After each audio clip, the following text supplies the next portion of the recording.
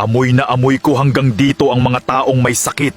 Ang kanilang katawang mahina, walang laban at mabilis makuha.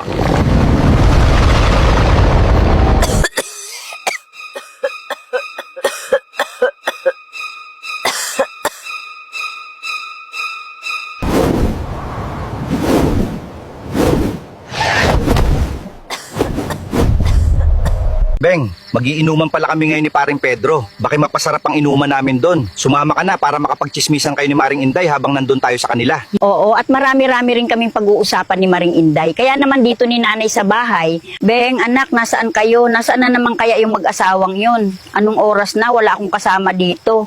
Makabalik nga sa tulog.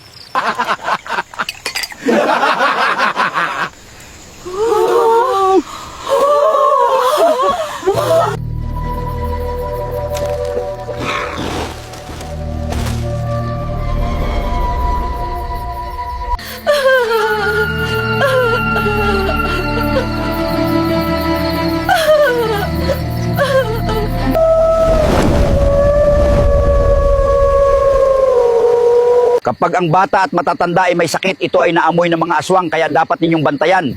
Maglagay kayo ng mga pangontra sa aswang para sa inyong kaligtasan.